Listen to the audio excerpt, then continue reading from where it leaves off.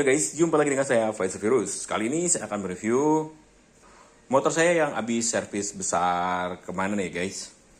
Dimana saya telah membersihkan ruang bakar baik dari head, piston, udah saya bersihin ya, sampai kinclong yang tadinya berkerak banget. Cuman emang saya lupa ya guys, di video sebelumnya harusnya saya ukur celah atau gap dari ring pistonnya. Kemarin ada yang komen, Kenapa nggak diukur celah ring pistonnya? Itu benar-benar saya lupa banget ya.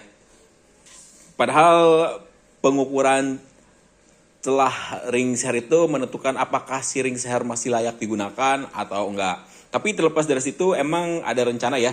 Saya mau ganti ring seher karena udah 3 tahun juga saya menggunakan piston dari R15 versi 3 ya guys. Jadi untuk penggantian ring seher itu udah layak lah ya. Udah memasuki angka 3 tahun. Next di video selanjutnya, mungkin di tahun 2026, nanti saya akan lakukan penggantian ring seher. Kita akan ulas dulu nih guys. Apa yang saya rasain setelah saya lakukan servis besar tersebut ya guys. Yang pasti performa jauh lebih enak daripada sebelumnya ya. Tenaga itu jauh lebih ngisi. Padahal untuk settingan kiriannya masih sama aja.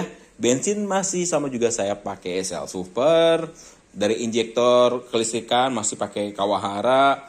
Busi pakai X-Line, cok busi USR. Pokoknya masih semua sama. Hanya beda keadaan bagian mesin yang jauh lebih bersih. Tenaga bener-bener wah enteng banget ya. Enak dipakai speedingan juga ya, walaupun siang tadi nggak tahu berapa ya. Kalau speedometer ini kena cahaya matahari dia nggak kelihatan ya.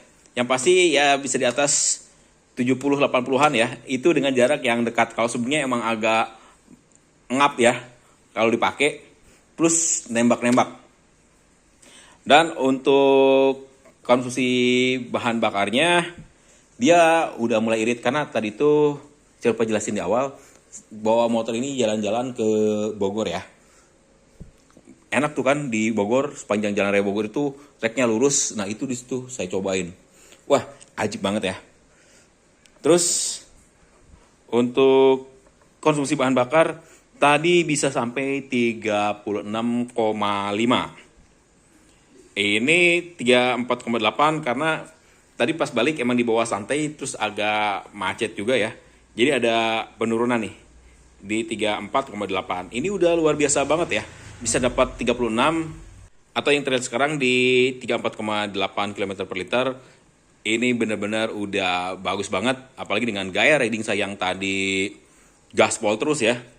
Jauh lebih irit daripada sebelumnya pas saya masih belum bersihin bagian mesinnya. Banter-banter cuma 30-an, 29 atau 28 km per liter. Itu pun bahan bakar tetap sama ya, pakai Shell Super.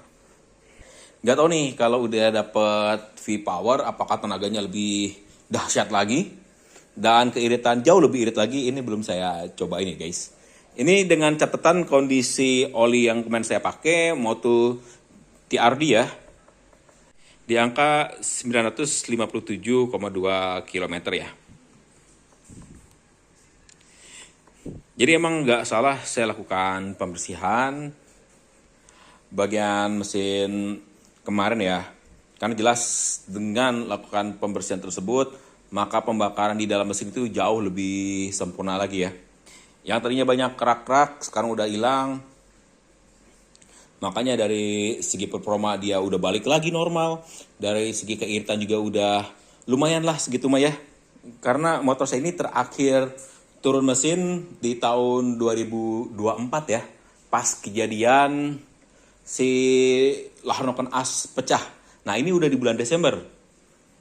Kalau pas di tanggal 7 Januari itu udah masuk. Jadi udah masuk di angka 2 tahun ya. Baru dibongkar lagi. Dan untuk kilometer pun lumayan tinggi ya. Mungkin lebih dari 30 atau 40 ribu kilometer ya. Dan nanti akan saya lanjut reviewnya lagi ya guys. Apalagi setelah nanti kita ganti oli motor TRD-nya. Kalau udah masuk di angka 2.500 saja ya guys. Karena biasanya kalau saya habis turun mesin itu langsung ganti oli, cuman ini sayang banget ya, masih di angka 900-an, jadi belum saya ganti. Oke guys, segitu dulu ya review kali ini. Kurang dan lebihnya saya mohon maaf. Terima kasih telah menyaksikan video dari saya dan sampai jumpa lagi di video saya selanjutnya.